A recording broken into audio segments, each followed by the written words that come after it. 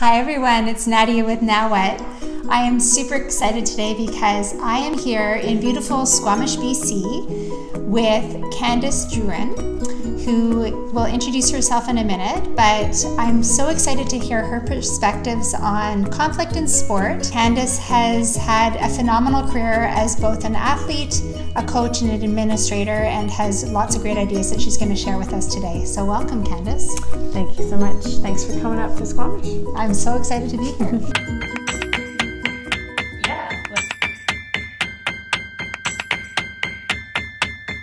Now what? We go to the source. Find out what it takes to build your dream squad.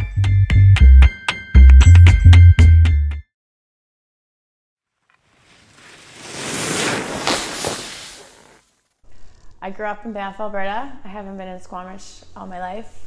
I was raised by two fabulous human beings who put me into the sport of skiing, which I loved. I wasn't the best at, but I enjoy competing. So I competed in ski racing until I was 16 and found snowboarding, which was a great new challenge for me and had more freedom, and it was a new sport which had lots of opportunity. So I quickly transitioned into snowboarding and started competing right away. Got the opportunity to travel the world, raced as a professional snowboarder for over a decade. Had lots of great experiences, and coming out of my athletic career, I went back to school and started coaching part-time, never thinking it would be a career, but it became, I spent 6 years coaching the Canadian Paralympic team. I had lots of other experiences coaching club level, focusing on border cross, and even coached a bit of skiing throughout because I didn't forget how to ski, so that was great. And came out of my job with the Canadian Snowboard team and went back to school at UVic, took my master's in education in coaching studies, and out of school I got hired at the Canadian Sport Institute Pacific, moved up to Whistler to support athletes and coaches in the Sea to Sky corridor, which is where I've been for the last 2 years. So Candice, skiing and snowboarding are individual sports. How does conflict impact individual sport versus a team sport where there's a group of people who are working together as a team? There's definitely a huge difference when you're looking at a team that is got a common goal versus individual athletes that have a singular focus. At the same time, it's nearly impossible to function as a solo athlete. You do see it, but majority of the time, and from my experience, is you're traveling around with a group of people, no matter what. So I would say in my case and my story is I had options. We made choices. There was no national team very clearly outlined. I was not going to date myself, but it was the beginning of when snowboarding became more mainstream. So there was World Cups. We would then now have to represent our country rather than ourselves as individuals or our company, and we were having to join with other Canadians to work together to travel, to get to places, to get to competitions. And for a while there wasn't a coach. I still think that because we were making those choices ourselves, there was less conflict. Not no conflict, but we were making those choices, and when things didn't work out, there was no cohesion within a group. People would shift in and out. You would choose to who you book your flights with and travel with and train with and compete with. When I got into a national team scenario, my first national team experience was with the Alpine program at the time it was called the Canadian Snowboard Federation. They now go by Canada Snowboard, a little flashier, I guess. We had 10 men on in the team and myself, which was quite challenging, being the only female. My story, I had I wouldn't say it was like a huge conflict with my coach, but bottom line, I didn't think he believed in me, and he would probably tell you the same. And I chose to go private, and I went down to the States and trained with a private team, which there's a number of other Canadians that were working with this coach. So I chose to take not take the Canadian funding, to travel around to World Cups and go work with Jerry Masterpool. So I avoided the conflict, or I had a choice, where there's not always a choice. Wow, Candice, that was big. How did that work out? Maybe some would see that as a conflict that wasn't resolved, or that that it wasn't a positive outcome. But I think it really was. It didn't feel, it was unfortunate, but at the same time, I had the opportunity to go and I actually have female teammates. Well, one.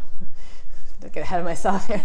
To train with and to compete and travel with. I ended up moving on from alpine into freestyle pretty quickly, but I found a better fit. It was a situation where I was able to create my own destiny, in a sense, where it's not always that way. Yeah. Next thing that I'm wondering about is your experiences as a coach. So as a coach, you don't always have that opportunity to choose who's on your team. But I know that even though you were involved in coaching an individual sport, it was really important for you to create a team environment where you would anticipate conflict coming up and needing to put systems in place to manage it when it does. How did you do that? Yeah, I think it's definitely, I learned a lot over the years in my coaching experience.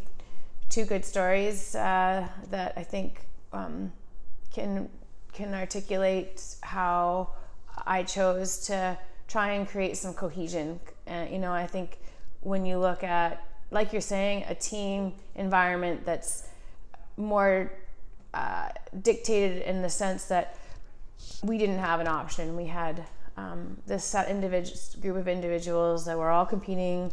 I had 5 athletes, a couple shifted in and out, but leading into the Sochi Paralympics, I worked with 4 men and one female athlete, and we were just struggling a little bit. We had a very diverse age group. We had a lot of strong personalities, as you usually do, and there were conflicts that were arising, and my strategy was to try and build some cohesion in some decisions that were made together. And so we had the summer of I guess it was the spring, before the 18 months out, when we got told that the snowboarding was going to be in the Paralympics. We had training camp in Whistler. We brought in a mental performance consultant, and what I wanted to create with that was let's create some values, some team values together. And so Trevor and I worked on a little bit of a workshop, and it was a lot of fun. Everyone kind of threw out things that were important to them, and we had this whiteboard going on, and we finally came down to a whole bunch of words, and then we had to narrow those down. We narrowed them down to 3 words, and we came up with the acronym RIDE, which is quite fitting. Respect, integrity, determination, every day. It was great. Like, it just gives me goosebumps even thinking about it, because we then could just say RIDE, and it would bring us back to if we were struggling a little bit as a group, or it was ours. We owned it as a team, and we created it as a team, and it felt really, really good. At least it did for me. How did you come up with the 3 values that are in that acronym? And I'd say values, at that point, I didn't have as much, understanding that I do now, but it was a group decision. So there was, I kind of wish I had kept the original piece of paper with all of, we're in a room, everyone's just kind of shouting out things that are important to them. You know, we went into that room together to try and create some unity. So what are things that are important to us around our pursuit to win, really, you know, and to work as a team to do it. The athletes and myself and the team around us, we recognized that we needed each other to be successful. You know, like I remember like signing off emails with it, or, you know, if I could see, you know, I maybe used it a little bit more than the others, or was maybe not, you know, I don't know if they used it amongst themselves, but if I was, you know, finding that we were, you know, struggling, and usually it was when we were tired and hungry, I would just remind them, like, what are we doing here? You know, ride, right? We got to respect each other, you know. We have to have integrity for ourselves and the people around us. We're not going to get to this if we're not determined, and we have to do it every day. I think my second story could be construed as being negative or not having a positive outcome, but I'm happy to share it because, you know, you can be the judge of it yourselves. But I think for me, it worked out in the end. Again, back to our team of 5, we and myself, we were coming closer to the games. We were summer before, so it was probably July.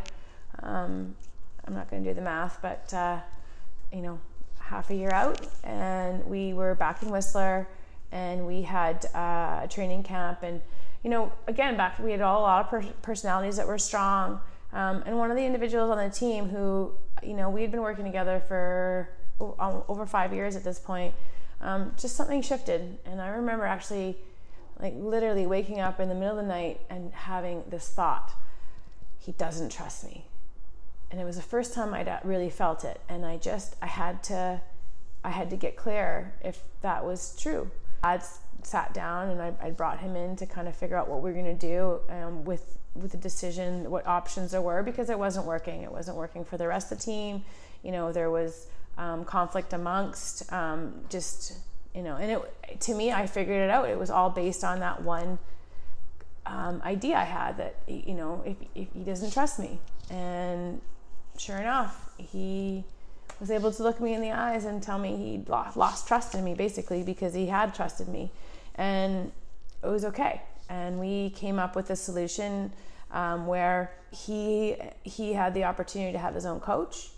He would still be on part of our team, and his coach would always come to our training, and he was welcome at any competition. And I made the promise that he would be my assistant coach at the Olympics, at the Paralympics. So he or she, at the time, we didn't know who. Again, I can't speak for anyone else, but I think it worked really well for the group in general.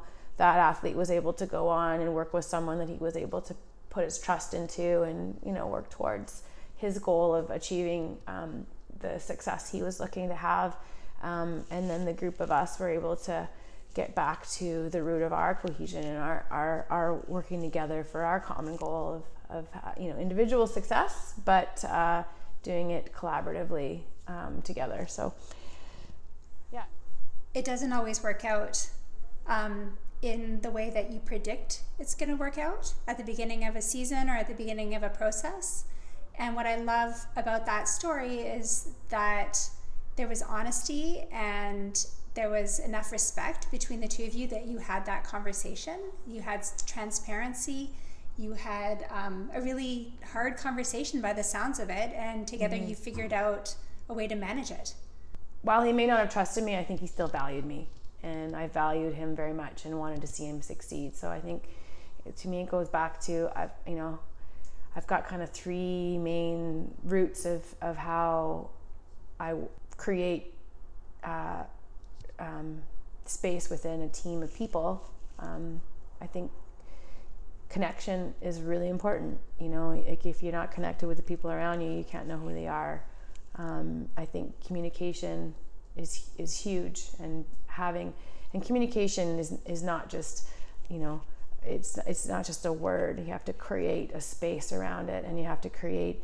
And I've learned this the hard way. You know, I still am continuing to learn how to communicate, and communicate starts with listening. It's, you know, it seconds with questioning. and then it follows up with creating some solutions. And if you don't have a space where you feel comfortable to communicate or share or speak your mind, then none of these things can happen. And my third is understanding who people are. Taking the time to know what people value, what makes them tick, what's important to them. And I think the more you understand who is on your team and why they're there, because everyone doesn't have the same why. But if you can understand that, conflicts are going to arise. They always will. And if you've got a metrics in place to get through them, then they won't tie you down and cause failure. They'll actually can cause growth. I cannot thank you enough for our interview today. I feel, as I mentioned to you, I just finished writing a book, and it was very reaffirming for me to hear your ideas, because we share a lot of the same values and principles when it comes to sport.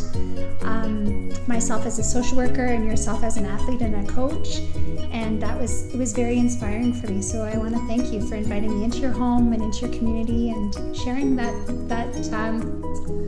all of that inspiring knowledge with me.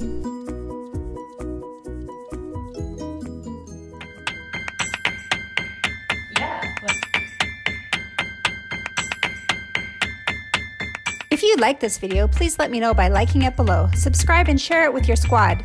Don't forget to comment below with interview requests and topic suggestions.